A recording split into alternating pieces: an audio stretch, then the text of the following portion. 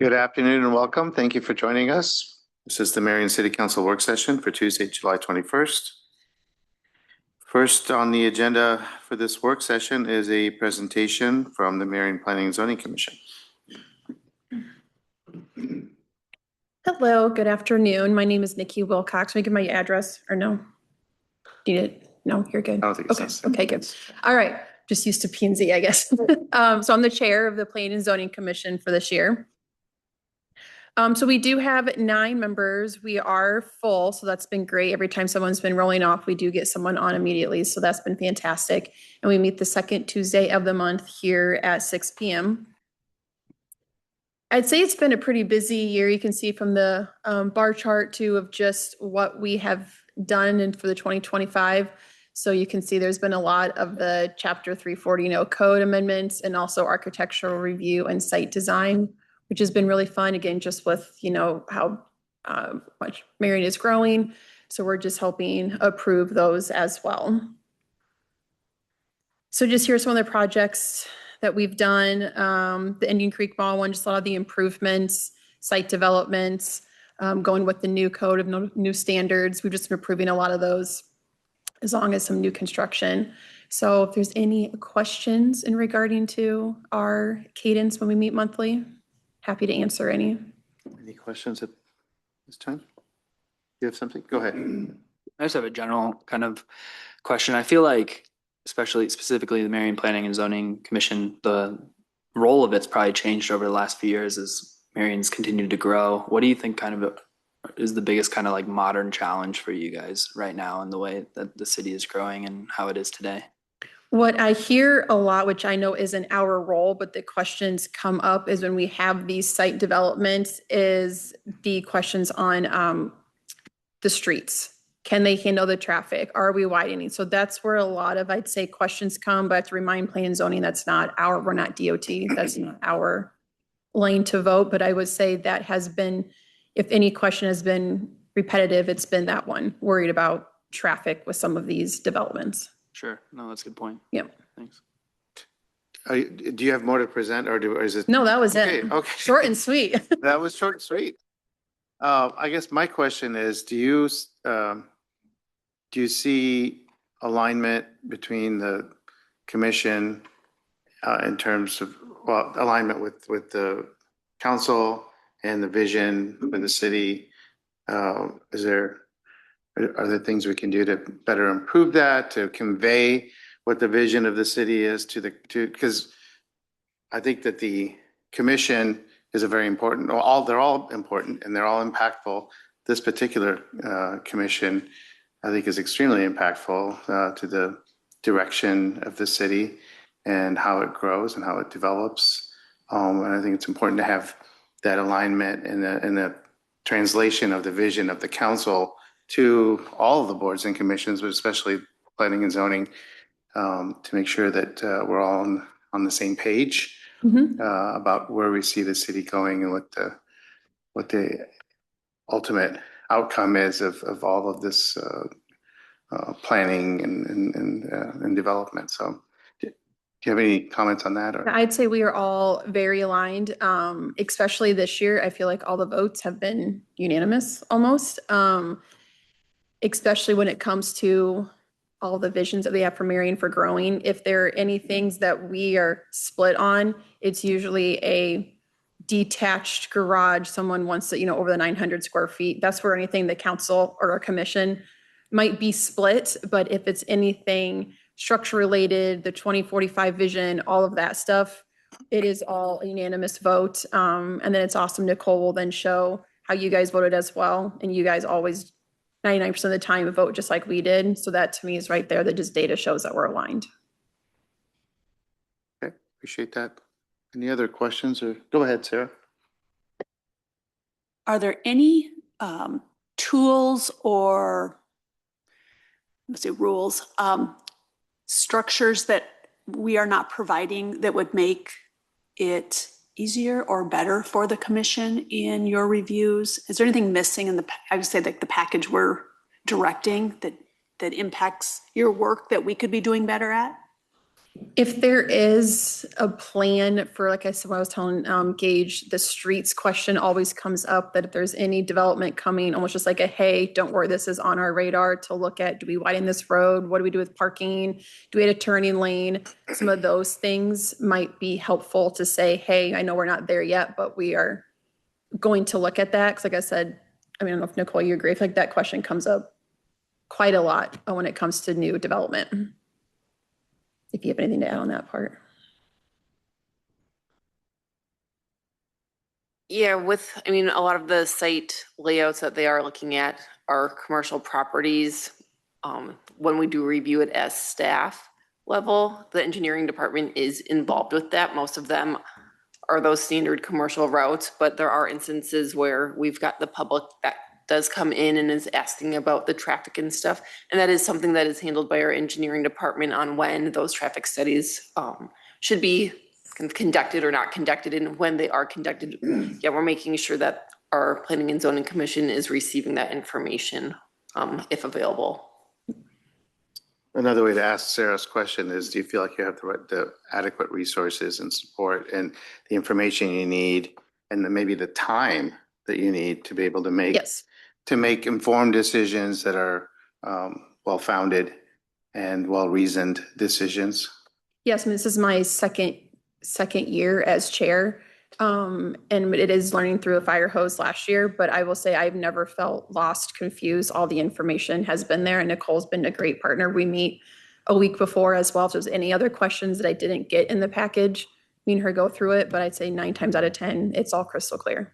Okay, Same thing as a commission too. good.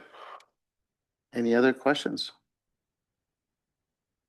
Well, we certainly appreciate your service. I know it's volunteer and it's time away from your family. All of you on the commission, and all 80 other people who serve on various city boards and commissions. It's a time away from your work and your families, and we really appreciate your contributions to Team Marion and helping us move the city forward. So, Of course, thank like I said, the commission is all very on board. We all love Marion. Mostly all of us re-up our terms because we don't want to leave, because we want to be able to, have a say in what goes to our city, especially when we have, a lot of us have kids that are growing up in this area as well. So thank you for all you guys do too, especially for the 2045 vision. We are all very excited to see a lot of those site structures come to life.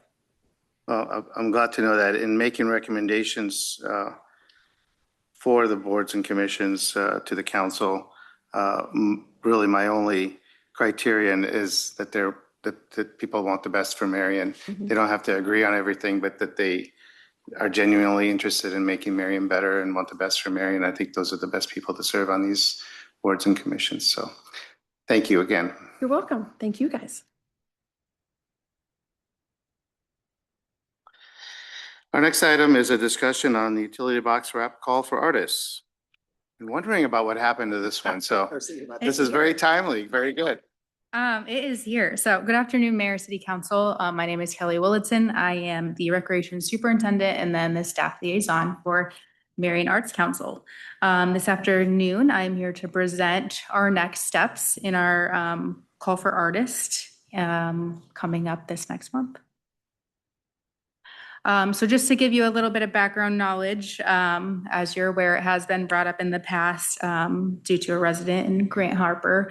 Looking at ways to enhance the utility boxes uptown, potentially throughout our community as well, and adding artist elements that meet our design principles due to the active living and biophilic design plan. This is just part of that project in general, but having those creative placemaking opportunities for our community. Our project overview, 3 utility boxes along 7th Avenue in City Square Park. These are all utility boxes that are owned by us currently. And these were selected in the January selection timeframe, looking at areas that we have control of and areas that could have a cohesive design at.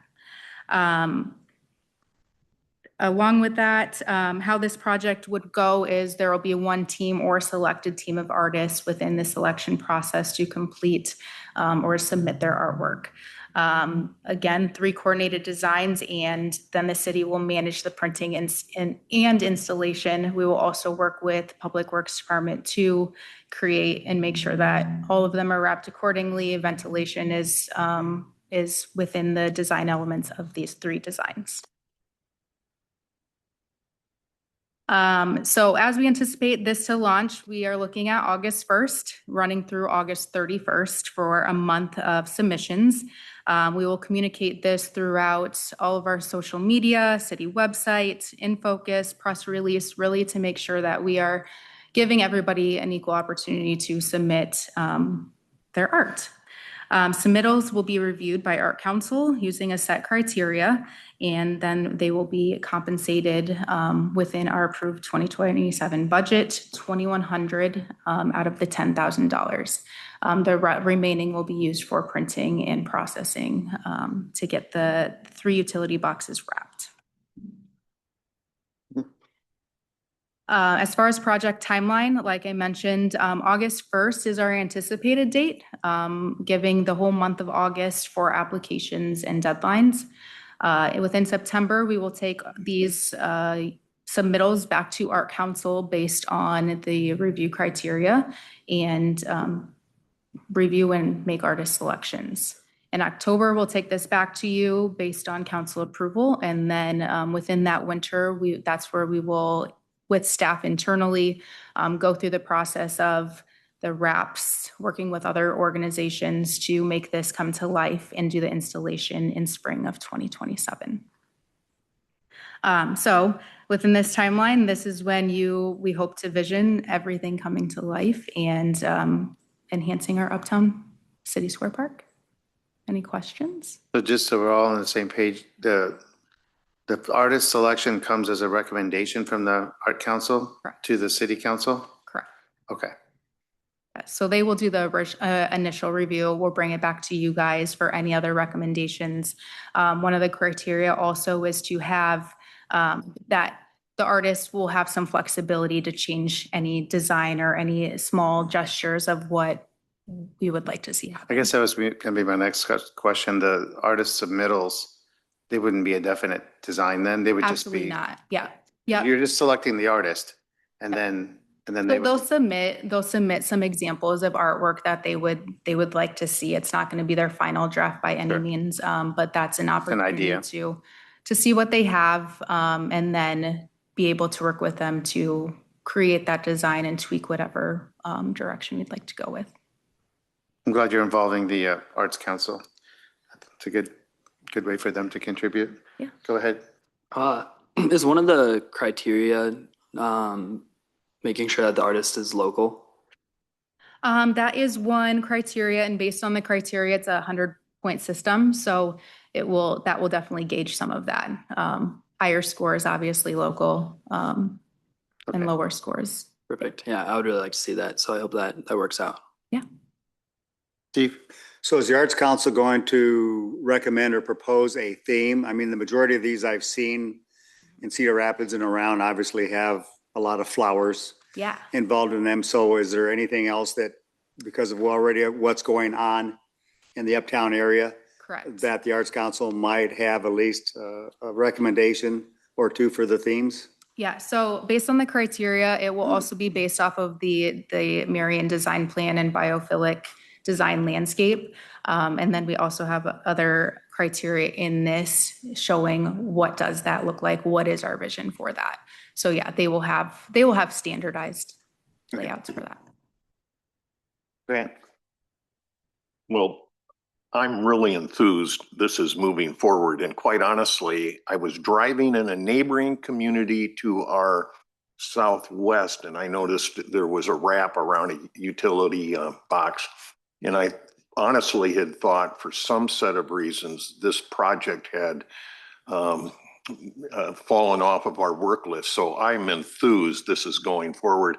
And I wish I'm going to go back into my records and see if I can find the name of the gentleman who brought this to my attention at a farmer's market, I think now at this point, 2 years ago.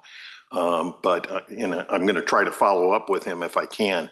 But this is great. So congratulations.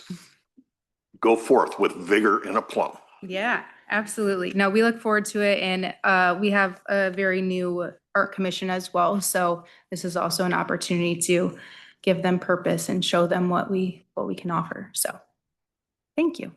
Thank you. Appreciate the work. Next item is an update on the Aquatic Center. Parks Director Seth. Mayor, Council, as part of our commitment, we're here again to provide a monthly update as we're exploring the Aquatic Center project. As you could tell from our 3 tracks that we've been following, we again are circling back to that Aquatic Center concept and that refinement plan. We did have a steering committee meeting just this Monday the 7th. Here in City Hall. And really the update, we looked at the Aquatic Center concept, the refined plan, and then we started to look at the different options and decision matrix from everything we've been working on to this point. For the revised Aquatic Center plan, if we recall from the last plan, we've made a few tweaks based on comments that we received from both the committee and from council. A lot of those changes happen within the pool with the zero entry, essentially moving the location of the play tower closer to the end. We've also pivoted that island area so that there's a larger difference between the 1 foot dimensions to the lap lanes. And then there's also inclusion of seating in landscaping that took place in here. This plan I'll show in the next slide, but this is about a $20 to $24 million plan. That does not include any site-specific infrastructure. Any questions regarding this revised plan before I move forward? Something, go ahead. Yeah, so for the swim team and people that do laps, so is there enough, I would call competitive lanes in this new design to allow for our swim team and others to compete or to have an event at this center? This is no. When we did the priority exercise, that was one of the priorities that ranked lower because Okay. a lot of our other facilities indoor, such as the Y, the school district, have lap lanes that all right. accompany those services. Okay. Go ahead, Yeah. Grant. Seth, when you say the project estimations for cost don't include site infrastructure, can you give me a little context as to what is not yet included in the costing? So what is not included when we talk about site infrastructure, is all the stuff, if we were to put this on to a site, would be the roads, the water, the sanitary, the parking, those types of infrastructure needs. Okay, so this is just the core elements of the aquatic center only. Yes. Okay, all right. At what point do we define those other elements, the infrastructure elements, once a final concept is selected, or? I will have those elements in our August meeting that I'll bring forward. Okay, too, so. all right, thanks. Okay. Moving forward, so this is the accumulation work that we've done today. This includes all the items at Willowwood. If we were to continued ongoing repairs, if we were looking at long-term corrections for Willowwood, that would extend its facility life. If we're doing a full replacement at Willowwood, along with looking at the different sizing of the pool options. None of those include the site infrastructure cost that we would bring forward back into August. And then I, of course, made sure to include the original aquatic center plan within there. What we do with these cost ranges is we start to put them together to create options to be able to give to the committee, to give to council, to start formulate, okay, is this the path to move forward? And no decision is being asked for today. But just as we start putting together these options, we showed the committee 5 potential options there. Two options that the committee did deem not viable, which was option A, which is just maintaining as is until the pool just withers away. And the original aquatic center vision that we deemed that was infeasible with the whole, the costing. With B, C, and D, we did have those options there.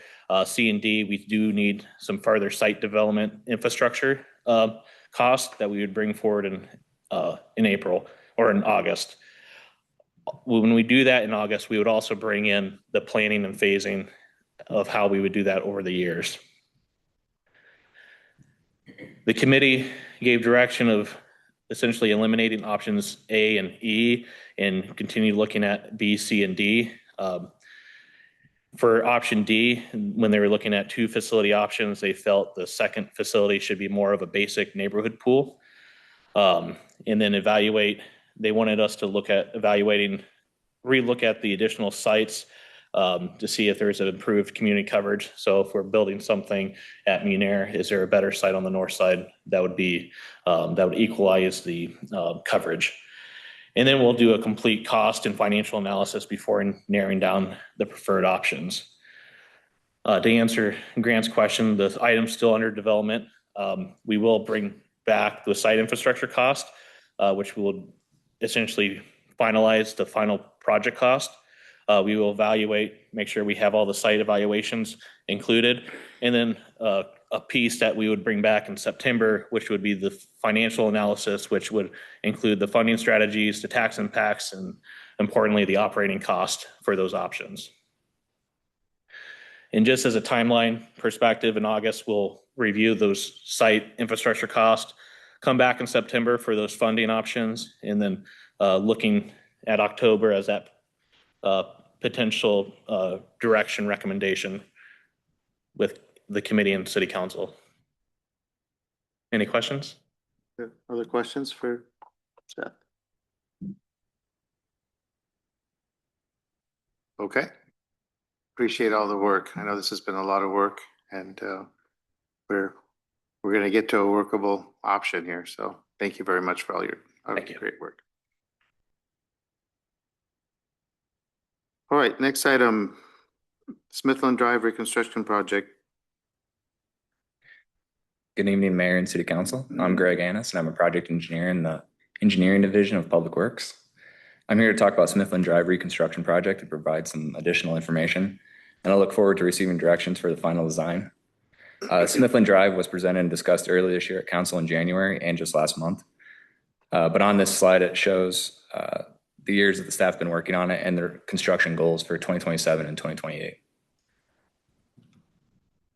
Some of this information is repeated from the last month, so bear with me a little bit. But we've discussed Smithland Drive a few times, and it has a long timeline and a few memos. So I just want to go over some of the background information on it. Smithland Drive is an older county subdivision that was annexed in 2015. It's currently in poor condition and needs improvements in the utility and the roadway. There are 4 properties that have long sewer services connected to the city sewer, shown with red circles on the south side of the south portion of that picture shown. The residents reached out to council and city staff and then talked about the newer septic tank regulations and the challenges of upgrading. And also at that time, they discussed the deteriorated roadway. City staff were directed to look at the whole picture of Smithland Drive, and that research and design was done last year. We summarized that information in a memo and shared it with council and residents last winter.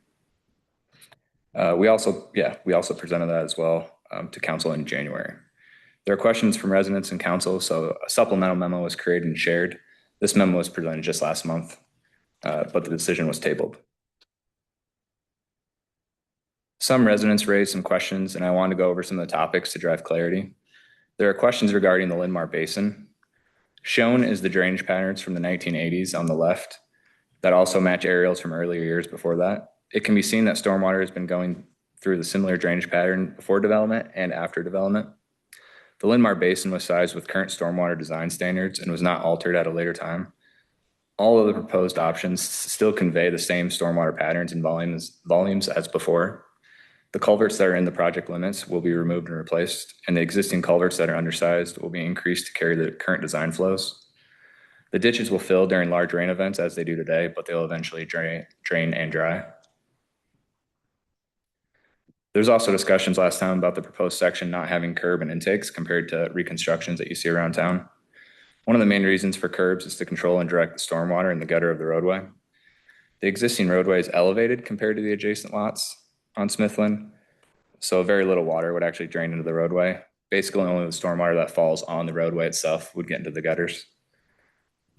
If we were to drop the road to have more water drain to the roadway, then the intakes don't have the elevation to actually drain to the existing outflow ditch as they do today.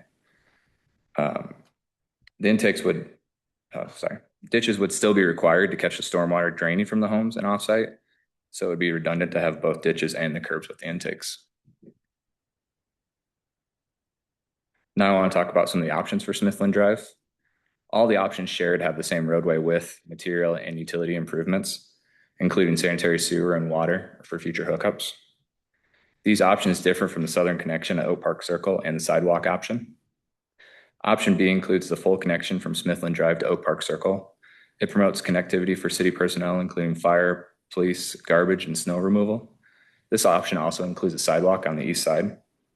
The typical section is shown on the right for the proposed layout.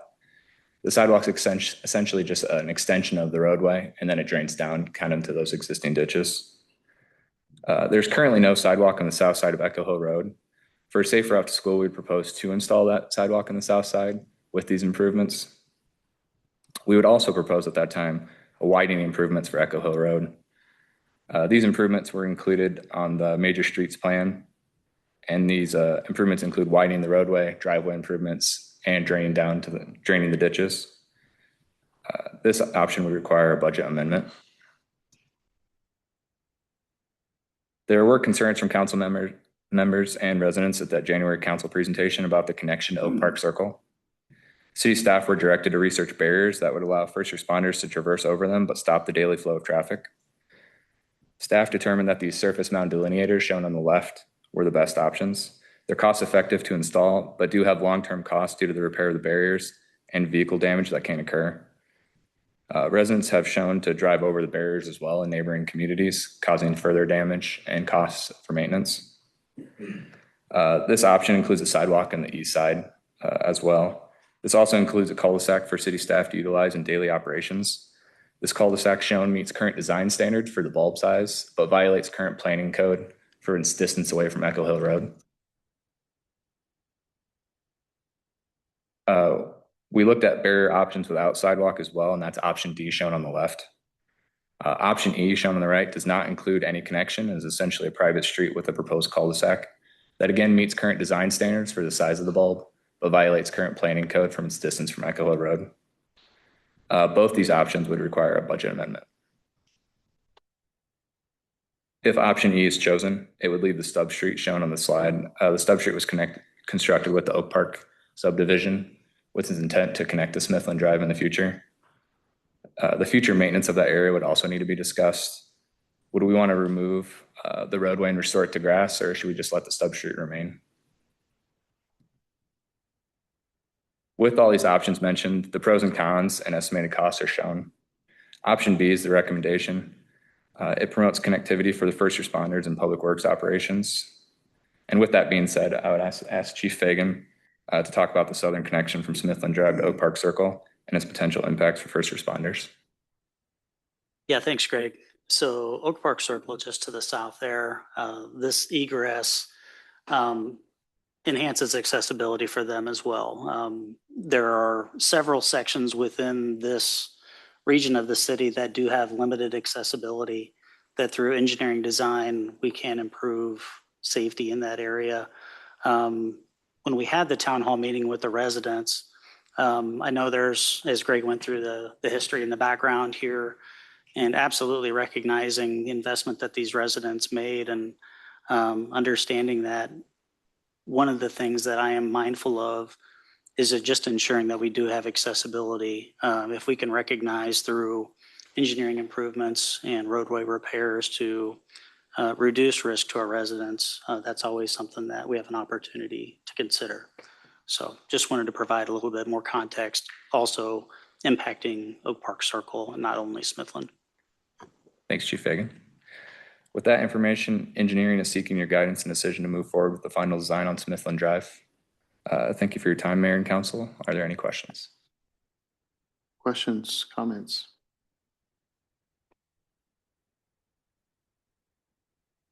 Go ahead. Several questions, I think. Just as a bit of background, I took a look back at the historical aerial records in the county property records website, and just wanted to get acquaint myself sort of with the history of this particular street. And what I am concerned with now, and really, sidewalk, I agree that sidewalks are necessary if we're going to do any kind of larger scale work. Because if we didn't have a sidewalk, that would run counter to our philosophy that we've applied citywide at this point. So the issue around the rebuild, the sidewalk, any other infrastructure elements, I understand the logic of that. What I do have concern with, and this is stimulated from a citywide perspective, school traffic has become horrendous. You know, I suppose I could talk about back in the day, the only way you got to school was on a school bus or walk. Well, that's not the case anymore. And I understand just that our current demands within our society probably then drive us to where school traffic has increased substantially over the years. So the concern I have thinking back historically for this area is if it's full access, that's going to be at a couple times a day. That's just going to be another school-related traffic concern that manifests itself. Right now, there's no access from the south, and however it's being managed up at the two schools, that appears to be a successful strategy. So I am concerned just about the school traffic that would manifest itself if we make it full open access. But Chief, I am absolutely sensitive to emergency access to the south, having two access points. I mean, I just believe that as firmly as I believe, you know, we got to have sidewalks. So I'm leaning towards option C, but I certainly am interested in the ideas and thoughts that my colleagues have. Councilmember Miskinen. Yeah, on this one, we've talked about it a lot. Really, at this point, there's only three things I consider with this project. One, fixing the road and infrastructure. Two, giving the neighborhood what they've kind of said that they wanted. And three, still making sure that there's that emergency access. So for me, I favor option D. I also look at the cost. So there's four things I consider. And that option being kind of the cheapest initial cost, but also gets all the things done that I think need to be done. I think it's a favorable option for this situation, for this specific street.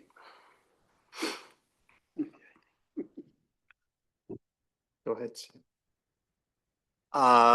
The last time we talked about this, I was option B. And I felt that was the best option at that time. After evaluating it and thinking about it after that meeting more, I came to the conclusion that if that neighborhood was originally built with a cul-de-sac, that's exactly how it would be today. And essentially, that's what they have, although not a cul-de-sac of the size that we would require today. So if we have a road coming in there with the proper cul-de-sac size, where all of our larger vehicles can get in and out and move around, I'm absolutely fine with that now. Now, whether we have the emergency-only connection, if I think about it, I'd almost lean towards E, but, you know, if we want to talk about that, so is this, clarify one thing for me. So in that neighborhood to the south, maybe I missed that point again, Chief. Is there only one way in and out of that entire neighborhood? And Yes. that's the road to the south, right? Off of Alburnett, That yes, is the only one. yes. Right. So I could be swayed to D from E, but I'm also along with Grant that I do feel that we do need sidewalks. So am I clear also that the only way for the children from that neighborhood are getting to the schools are walking up Alburnett Road and then to the east towards the schools where there currently is not a sidewalk? No. There's trail system No, behind it's not in this one. from that neighborhood. There's a sidewalk on the north side of Echo Hill Road, and then there's a sidewalk and trail from Oak Park Circle. Oh, there is. south. Oh, great. That's in the All right. back of it. I missed that part then. Okay, so whether we do the sidewalk now or not, or later, I guess I could, that's not a major aspect for me then, if we've got other ways for them to get to the school. So I could defer that piece of that. But whether we connect or not, the emergency only, I don't know. I'm not a big fan of the barriers there. I don't think they are effective. I would probably lean towards myself, option E. So, Steve, you made a comment about how Smithland Drive was originally constructed. I'm looking at the 1980 aerial imagery, and it does show that in essence, it was built sometime between 1970 and 1980, but it does have a cul-de-sac at the end of that. And I understand that part of the concern is that Smithland Drive, its linear distance exceeds what we would permit now, ending in a cul-de-sac. But again, this was laid out in the 1970 timeframe, and it was constructed with the effectively a cul-de-sac. I think maybe, Steve, you just changed my mind.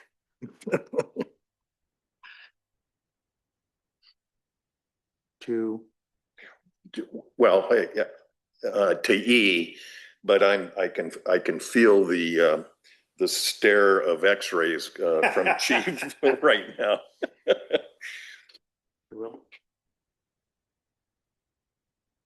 I missed the last meeting where we discussed this, but I do remember the meeting prior to that we discussed it.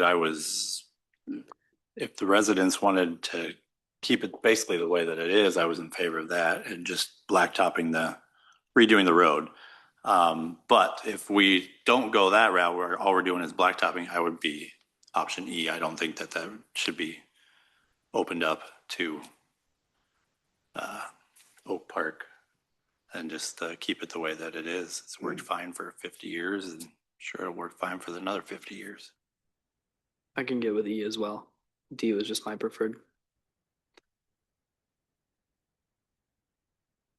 Yeah. I had been option C, mainly because of the sidewalks. You know me, I'm a sidewalk person, but I don't want it to connect. I'm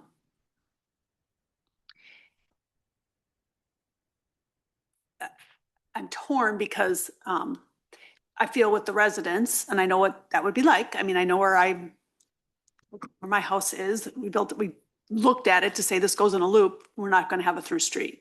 having lived on a through street in the past. I also look at like the greater good, right? That a lot of us have things happen that isn't always in our individual favor, but works for the greater good. But I sat next to, I'll say this, that these were some pretty tense meetings. These were some not quite aggressive, but they got kind of close. And I sat next to a really nice gentleman from your street. And I'll say he was very kind and very thoughtful. And he was one who actually brought up the barriers to me as we were sitting there. And I was like, that's a great solution. That's a great way to look at this that helps the fire department as far as emergency, if they needed to, on a south entrance. I also understand what, I'm going to talk for a little bit. I understand what the residents, because this has been about 5 years of, this was the first call I had after I got elected, was from this neighborhood. So I also know that if we open that up, if we were to open that up, they would be pummeled with traffic. My kids went to that school before Hazel Point existed. I know what it was like to try to get in and out of there. I have friends who live north of there who can't get home certain times of the day because of the backed up traffic on Echo Hill Road. So I know that the cars will find their way down that road. And there is no sidewalk on there, Steve, to your point. The horseshoe to the south of Smithland, there is a trail that connects Oak Ridge to Echo Hill and that campus that's real wide back there by the baseball diamonds. So they do have an access going up that way, and I think that was always the intent, but Smithland is kind of stuck out there. Their kids either have to walk on the street or probably cut through the backyards to reach back through there. So if we were going to put this through and this was moving forward, I would say C. If you all are willing to go with E, then great. I did neglected to mention at the beginning of the meeting that Councilmember Uniman is on joining the meeting virtually. So Calvin, do you have anything to add? No, really. Like everybody has said, the people that live on that street bought their houses because of how it was, and I know they want to keep it the same way. I'm leaning towards D or E. Okay, so I think we have a pretty well a consensus on E. To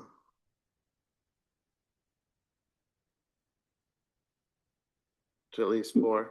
There's at least four, maybe five. Yeah, there's five. So I mean that is a consensus. The one question, I think Greg had brought it up, that under option E, the stub from Oak Park, the Oak Park Circle. Is there a desire for council to keep it for the future or restore that to and kind of pursue our vacation process? What's the potential for in the future adding sidewalk? I mean, if the access situation to the schools changes by a connection to 10th Street and things change in terms of the traffic flow, what's the potential that it could be connected in the future with sidewalk? I mean, we can evaluate that. The main issue would be the street, the stub for the street. Because when this was platted, it was platted to have a connection in the future. And with this, with the direction, that connection, I mean, you're talking 30, 40 years perhaps before any further connection would occur, or we'd be talking about this road again. Okay. Go ahead, Will. I would say just to leave it the way it is. I wouldn't turn it back into grass. It's just more for the city to have to come mow, I guess. And then I'm sure the residents in that neighborhood on Oak Park probably park along there, I would think. So I would just leave it as is. It looks like it's too narrow to have sell and build a house on, but I don't know the exact dimensions, but it looks like it's kind of narrow for that neighborhood. So I just leave it. Anyone else? Any thoughts on that? Just one question, Go ahead. Your Honor. So going with no sidewalk, the driver for that approach is because of the existence of a trail that is on east of Smithland Drive that gets to the schools. Okay.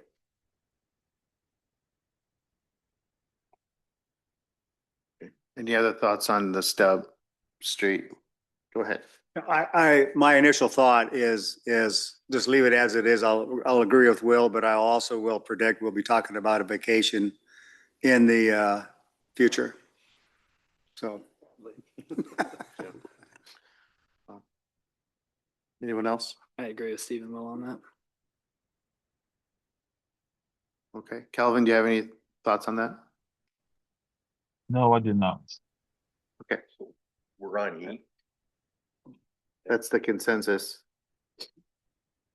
Okay, thank you for your time. Thank you.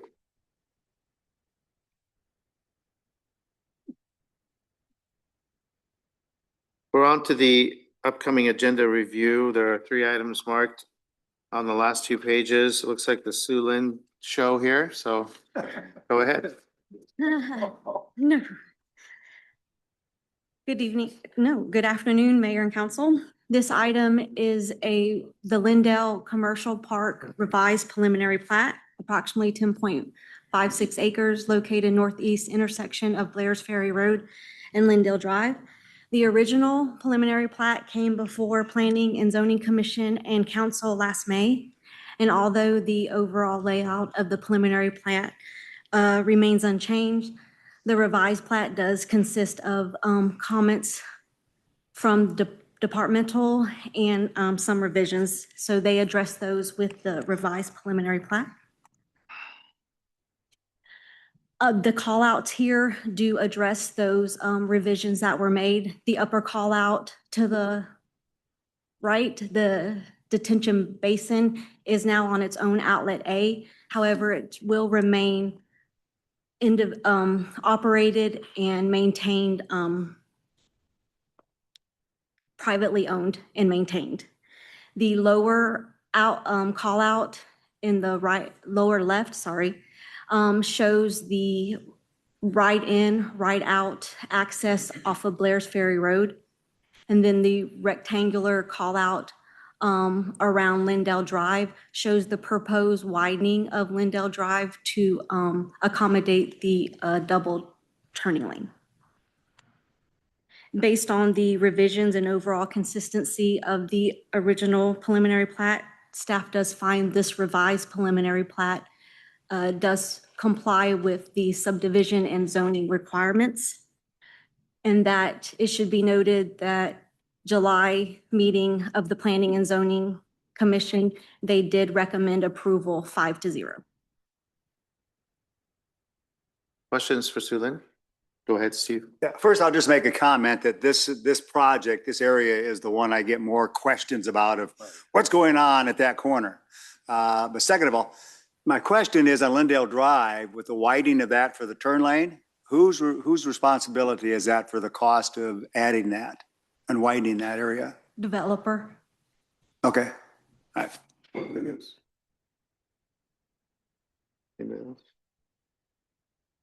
Okay. Calvin, I assume you'll speak up if you have any questions. No questions from me. Okay. Sue Lynn, you have the next one? I do. The applicant is requesting approval to construct a 2-unit duplex on vacant property located along Fifth Avenue. To provide a visual of the proposed duplex, the blue crosshatch represents the approximate building placement on site. That proposed location complies with the required setbacks and building placement standards of the UTR2 zoning district. This slide represents the proposed building elevations. The duplex incorporates residential design features, including the covered front porches, varied roof lines, window trim, and architectural projections that provide visual interest and reinforce the residential characteristic of the area. The exterior proposes to consist of primarily James Hardy fiber cement siding with stone veneer accents, which staff does find is consistent with the intent of the Central Corridor Review design standards. At their July meeting, the Planning and Zoning Commission did concur with staff and that the duplex does comply with the UTR zoning regulations and the Central Corridor design standards, and therefore they recommended approval also 5-0 at their meeting for the request. Go ahead, Will. I'm kind of confused on this one. It's a residential is what it says, but yet it has offices on both sides with access to the front. It looks like in that rendering that there's parking on the side of the road, because it looks like the blacktop would be the road and then all the concrete over there. And then the main floor, the garage area, is the entire 40 deep. And I mean, it's a massive garage with an office in the front. So how is that? I mean, I understand residential above, but I don't understand what this is. This is not just residential. When talking with the applicant, I think they exaggerated the sidewalk there in their elevations. The driveway to the lower level, which does consist entirely of the garage and then the rooms inside. That's how they labeled it. There's not a commercial aspect to the proposed duplex. Well, it's got an entrance on the front and an entrance on the side. Like that is an office for a separate entrance versus an entrance for the residential. So I just was, I understand maybe that massive garage, people might like that. I'm assuming these are rentals and not owner occupied. Right, they're going to be rentals.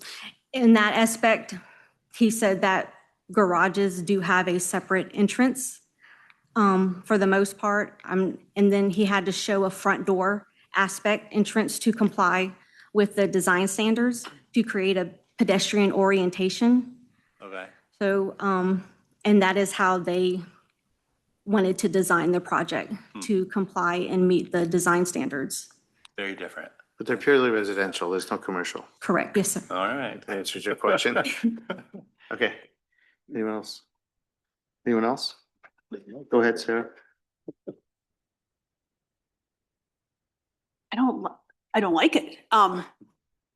Kind of what Will was talking about, I think about resale or rental or what this looks like in 10 years or 20 years or the whole neighborhood and space. I mean, I don't know there's anything to do about it, but I'm guessing that the driveway isn't really stamped concrete or pavers, that's an embellished look at what it's just going to be concrete, right? Right, yes, ma'am. So that's, and that whole thing won't be a sidewalk. Is there going to be some? They are going to do sidewalks, but that was an embellishment as to just, their rendering, they just embellished on how the sidewalk would actually be. So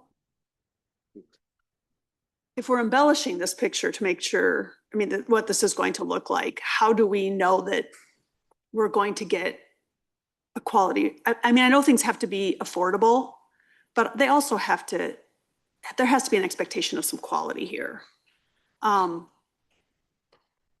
in the fact that we're just throwing a door on because we have to meet a code or have to meet our design standards instead of designing around the best product, just says to me, we're just throwing something together and getting it through and putting it up and seeing what happens. And there's just not a lot of desire to reach higher, not to overuse the mayor's line, but I mean, I know this is between two commercial structures, so they're probably thinking, well,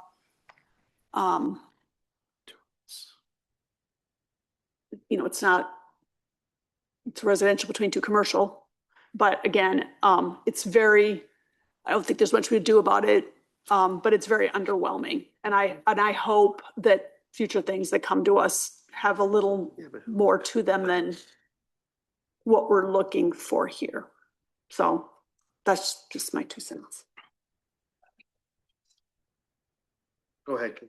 Yeah, I understand obviously we want good quality, but one thing I appreciate is, you know, we're pursuing projects that are diversifying our housing stock. I understand they have to meet certain requirements in code, and we can question those little details along the way. But I mean, at the end of the day, I don't think it's that bad. To me, it looks like 2 single-family houses smushed together, and we're not giving this much analysis or criticism of single-family developments that pop up all over the place, and they're not quality either, like realistically. So I'm not saying that makes it right, but as long as we're having quality housing, affordable, diverse housing stock options for people of all backgrounds, all incomes, I'm okay with it. We need to be seeing more ideas like this in our community. But I think if we're gonna give that sort of level of analysis and criticism to every time we have a multifamily development, we should be doing the same for single family developments too. Go ahead. Who is it that, is it like looking at the agenda, MB or something, or what was the? M2B, M2B, have they done developments in Marion before, built stuff? not that I'm aware of. This is Not the aware. first time that I've seen something from them come through. Okay. Since starting with Team Marion. So is there residential space on the first floor, or is it just all garage? It's all garage? Well, All the, It's an office in the front where the doors are. It and then does have half a- bath. correct, he is correct. On the, So there is office? I thought we he kept- called it an office in his site plan. But all the living space is on the top level. Your bedrooms, your bathrooms, the kitchen, Yeah, it's just a living very area. strange design. It is. Right. Okay. But it meets all the requirements? Yes, sir. Go ahead, Grant, and then we'll. So this depiction, is this the final look that the applicant intends to build? Or is this just an early phase rendering? And so there will be adjustments to this that we will see? This is his proposed, this is what, This, if okay. approved, they're hoping to build. So Lynn, if I can, in the rendering that staff would review for permitting is the materials in the packet. So this is just a colored one, whereas there's actual architectural plans in the packet. So that gives you the floor plan, that gives you, it doesn't give you the color, but it gives you what that would be, so. In his application, yeah, he quoted how he would follow the design standards for the central corridor of this zoning district.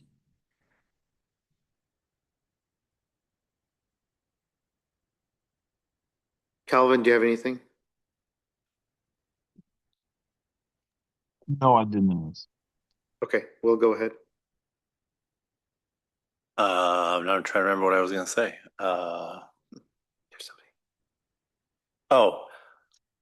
I don't have any issues with the look and the design. There is a little bit of concern that this duplex is gonna be put in here in between some commercial that who knows if that commercial gets sold and someone wanted to put in a larger building because of what it is, and then just gonna get squished in between some bigger development. But I think it looks good. I think it's good to have this type of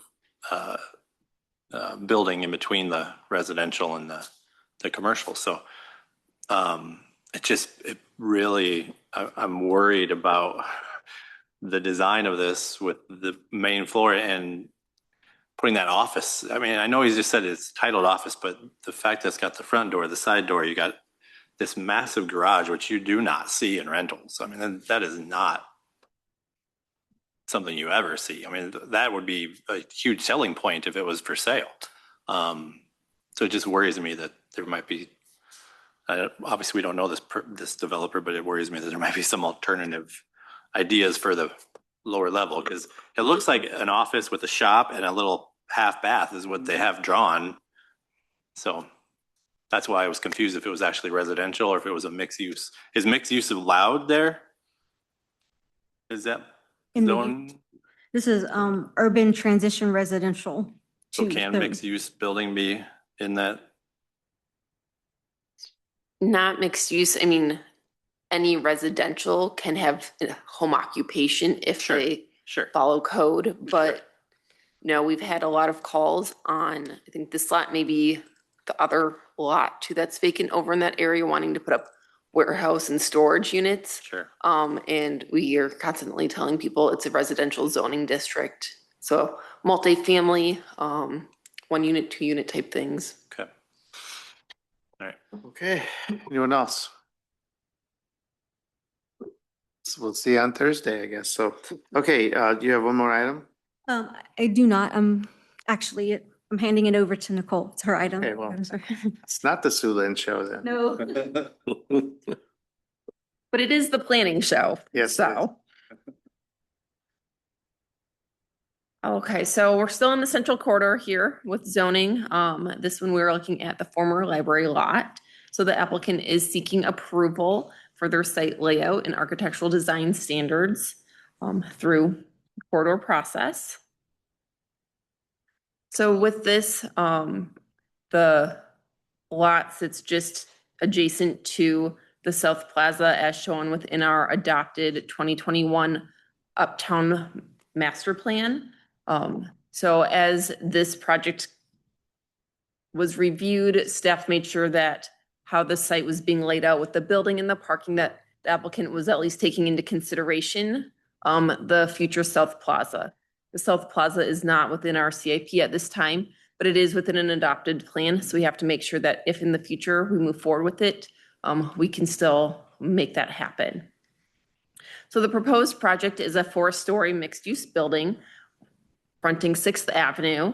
It'll consist of 4 commercial spaces, including 1 residential space that'll have a rooftop patio with that.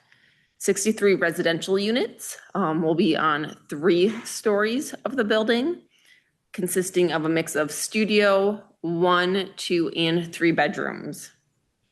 They will include common space for the residential. They'll also have their own private rooftop patio separate from that of the restaurant, but they also are providing an indoor amenities too for that common space. A club kind of house with kitchenette, lounge space, fitness area.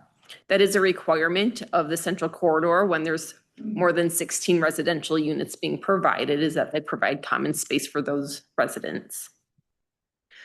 So this property is within the Uptown 2 zoning district. Parking is not required as part of code. However, they are showing parking being provided with this project. They're showing 110 parking spaces, with 63 of those being under building and then 47 being in the surface lot. That surface lot is a one-way kind of U-shaped lot, with the entrance aligning with the entrance from the library and then looping around one way and exiting. So the entrance into the under building parking is through that surface lot, right where the pointer is. The proposed layout of the building, again, fronting 6th Avenue, with the building going along 10th Street and then the internal parking. It does meet the bulk requirements for the building form, as well as the parking lot location and landscaping and screening regulations. Looking at the renderings that they've submitted, these illustrate that 1-level commercial story with the rooftop on top. You can see that in that northeast corner. And then the residential 3 stories steps back and then proceeds up above that under building parking area. The exterior materials will include a mix of brick, stone, architectural metal panels, fiber cement board, and concrete panels. Those concrete panels are more around the base where the underbuilding parking is located. On 10th Street, to help break up that longer expansive wall, they are proposing green trellises, an art installation, and then clear story windows. Similar to Broad and Main on 6, where they're using landscaping to help break up that under building parking wall as well. With landscaping, they're doing a similar thing here with the green trellises. Going back to kind of like the overall look of it, so the colors, texture, and materials being used on this project do blend with other multifamily and commercial projects within the Uptown area, and keeping that character that Uptown has. The Uptown Design Committee did review this and are in support of the project. And the Planning and Zoning Commission did review and recommend approval at their meeting last Tuesday, 5-0. Questions? Questions? So go back to the first time this is the first time I've heard green trellises. Oh, green trellis? Yeah. So can you explain that again? Yeah, so along 10th Street, so they've got these green trellises. You can kind of see there. Okay. And there's a lot of different varieties of them. In this case, I think it's more of like a planter type of box that has a trellis that goes up, and then climbing greenery on it to help kind of soften that hard edge. Okay. Yeah. Go ahead, Grant. Well, I think our experience thus far, working with the development team, it's clear that they've been responsive to some of our fundamental concerns. In the case of the parking, a total of 110 spaces, if I did the math right.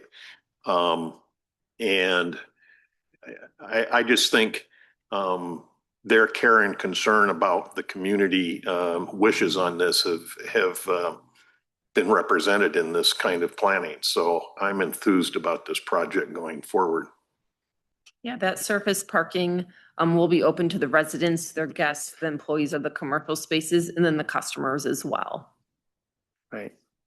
Yeah, I echo Grant's comments. I mean, this has been a very slow process over many, many months working with this developer, but intentionally slow in terms of making sure that they see our vision and that they're delivering a product that fits our vision.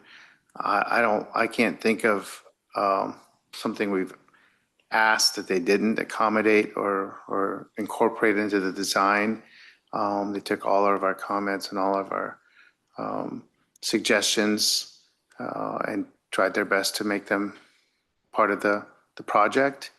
They're really excited about being part of Uptown and giving Marion something that moves the needle forward and it moves the needle, that helps drive the trajectory further. So it's an exciting project, and I really think it is a significant project for the city. So, anyone else? Yeah. No, I'll go ahead.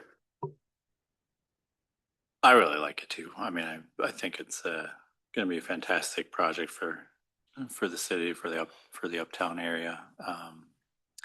The layout, everything, I think it's fantastic.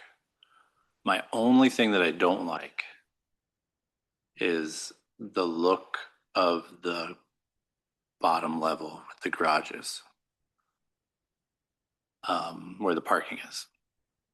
It just looks so bland to me. I understand you're talking about the living trellis thing or whatever you called it. But the rest of it, I mean, I like the colors above and everything. It's just that bottom area, especially if you're on Fifth. Yeah, like the lower right. The back side of the building. Yeah, it just so blah. I don't know if there's anything else that could be done, any different color or Yeah. fake windows or something that could be put in there. I don't know. Something. It just seems like too much concrete look to me. And maybe it'll be totally fine once it's built and it looks fine, but the rendering it may be. A lot of times that's the case. Yeah. It will be a textured to look like stacked stone. So we'll have some sort of texture to it. They are showing those clear story windows on the internal side of the parking area as well. And then not showing in the renderings here, but on the site layout, there are landscaping, so street front landscaping, trees, as well as shrubs along the edge there and then within the parking lot. So hopefully that blocks some of that view as Yeah. well. I'm sure it will eventually because the trees will be small for a while. But I don't know, maybe something that the developer could do coming in the future, kind of like what we did when we were looking at the library building. If they had samples and stuff like that, physical samples for us to see and touch type of thing. Anyone else? Thanks, Nicole. This brings us to the closed session. Mayor, I move to adjourn to closed session regarding litigation as permitted under section 21.51C of the Code of Iowa. Second? Been moved and seconded to adjourn to closed session. We'll ask for the legal counsel's statement, please. Thank you, Your Honor. It is the opinion of the city attorney that a closed session is appropriate under section 21.51C of the Iowa Code to discuss strategy with counsel in matters that are presently in litigation or where litigation is imminent, where its disclosure would be likely to prejudice or disadvantage the position of the governmental body in that litigation. Thank you. Thank you for that. Any discussions or questions before we vote? Okay, we'll take roll call, please. Mr. Miskman, Yes. Mr. Uniman, Yes. Mr. Jensen, Yes. Mayor Abu Osley, Yes. Mr. Brandt, Yes. Ms. Menzer, Yes. Mr. Harper. Yes. Okay, thank you for joining us. We are now adjourned to closed session.